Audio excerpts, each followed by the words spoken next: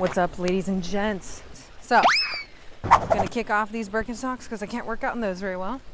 I was gonna film in the apartment gym right there, but there's two people in there that I have no idea who they are, and I didn't want to get all up in their business. So I just took it right out to the pool. So if you can hear the fountain behind you, sorry about that. But today, we're going to get started with some kettlebell workouts. Very beginner friendly, full body friendly.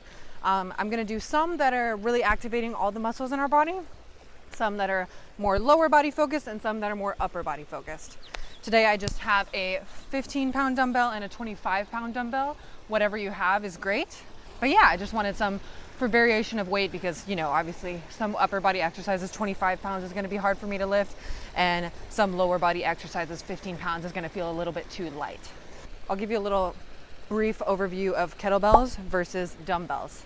Kettlebells are going to be different because they are an easy two-hand hold versus dumbbells. You'll traditionally see them just with a one-hand hold. They're also different because they are lighter on the top, heavier on the bottom, so it requires a little bit more stability.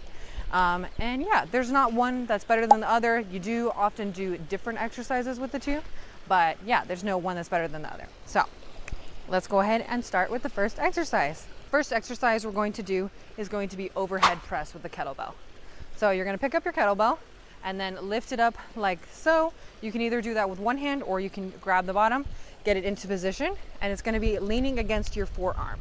What you're going to do is brace your core. You want to think of, you don't want forward like this, old man hips, and you also don't want back like BBL booty. You want tucked hips. You can kind of practice by sticking it out, sticking it forward, and then find that middle ground. And then you want your core to be tight. So then what you're going to do from there is you're going to go ahead and press upwards, and then we'll bring it back down. And then you can press upwards and bring it back down. Doing one side at a time is going to be called a unilateral movement rather than a bilateral movement, doing both at the same time. You can do a bilateral movement, but a unilateral movement can also challenge your core stability because you're having to lift only one side. Unilateral movements can also help with balancing out any imbalances you may have. So for me and for most people, your left arm or your non-dominant arm, mine is my left, is going to be oftentimes weaker than your dominant arm, which is going, for me, my right. So I like to do unilateral exercises because it really challenges that possible imbalance and can bring you a more balanced strength. Another way that you can kind of upgrade this exercise to make it a little more of a compound exercise is you can turn it into a bent over row into an overhead press. I'll show you from the other side. Bent over row into an overhead press. So that's going to challenge not only your shoulders when you're overhead pressing, but also your back when you're rowing. And it's challenging your glutes and your hamstrings when you come up, and your core to stabilize through that movement. I like doing kettlebell workouts like this because they're very functional. This is something you would do in real life. Pick something up, put it on the shelf. Okay, so that first exercise was a great exercise in horizontal pulling as well as overhead pressing. The only plane of motion you're not going to be able to work out with a kettlebell is going to be overhead pulling, things like a pull-up. But we can practice horizontal pushing, horizontal pulling, and overhead pushing.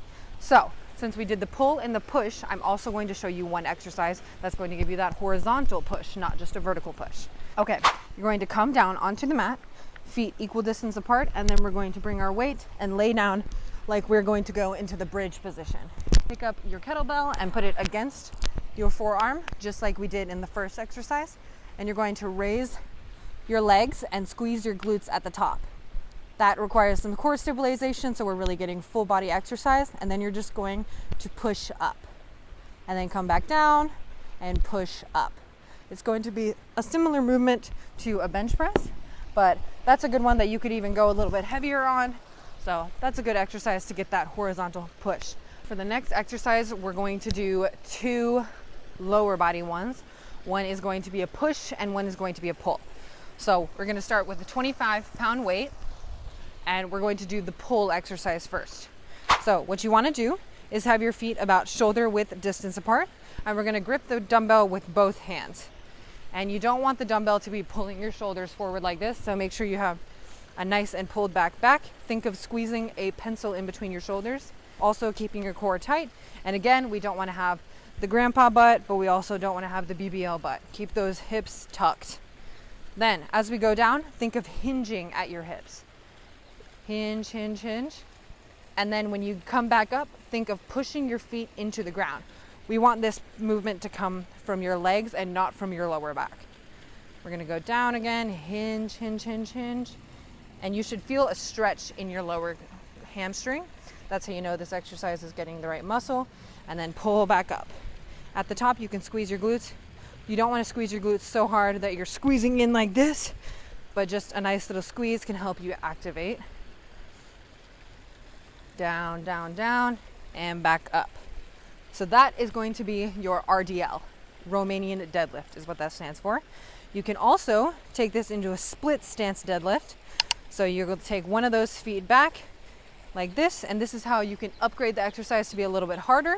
This is going to require a little bit more balance, and again is going to be a unilateral exercise. So it's going to require a little bit more balance and core stability. You can do a lighter weight if you need to for this exercise, but what you'll do is bring the weight into one hand instead of both, and then you're going to do that same hinging motion, keeping the core tight and keeping the weight in your legs, not in your lower back. And go ahead and hinge down, and then again drive through your leg and not through your lower back to come back up. Go down, drive through your leg and not your lower back to come back up. And you want this back leg not to be bearing a lot of weight. It's mostly just for stability. And I'll go ahead and show you what it looks like on the other side. And I like to hold the weight in the arm opposite to the leg that's working, because again, it requires that stability to hold you.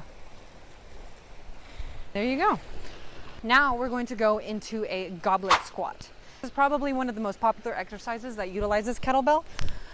So what you're gonna do is go ahead and grip your kettlebell, one hand on each of where those curves start at the top. Going to bring it up close to your chest, but not touching your chest, because we still want to utilize our arms a little bit and our core to keep it away from our body and stabilize. And then you're just going to come down into a squat. Go to about knees 90 degrees, and when you're this low in the squat, you'll really feel it in your core because you're stabilizing this weight since it's out of your center of gravity. And then you can come back up. This exercise is going to be great for your quads as well as your core. We'll come back up, go back down, we'll come back up. One last exercise you can do with lower body that we're going to do today is going to be another push exercise, but this one is going to be unilateral. So I showed you a bilateral pull and a unilateral pull, a bilateral push, and then now we're going to do a unilateral push. So this one is going to be a step back lunge. So I'm going to take my weight, the opposite hand of my working leg, which right now is my left leg, weight in the right hand, and I'm going to go ahead and step back enough so that when I come down, my knee makes a right angle. It's not going super over, but it's also not like this. So my knee is going to make slightly more than a right angle, and I'm going to come back up. And then I'm going to keep my foot there. So this is going to be a step back lunge. It's going to require stability to stop you from going side to side, as well as, again, challenge your leg unilaterally. So we're going to get rid of any imbalances that may be there. You can go ahead and touch your leg to the bottom if you need a rest at the bottom, and then come back up. If you wanted to upgrade the movement a little bit, go ahead and go just until about like a centimeter from the ground and come back up. Keep that constant tension in this leg. Another thing you can do, this I'll get a lighter weight for. This is going to be a compound movement with some upper body and lower body. Again, keeping that weight in the opposite hand of the working leg. I'll go ahead and get it ready like this, just like we were doing in the initial overhead press. Go ahead and come down, that back leg lifted, and press up, come back down, and then down. I'll show you guys from the front. We're gonna go ahead and come down, keep that back leg lifted, press up, and then come all the way up. And you can go ahead and switch off doing this. And you see how I have my arm out here for stability? That helps with the balance of this exercise.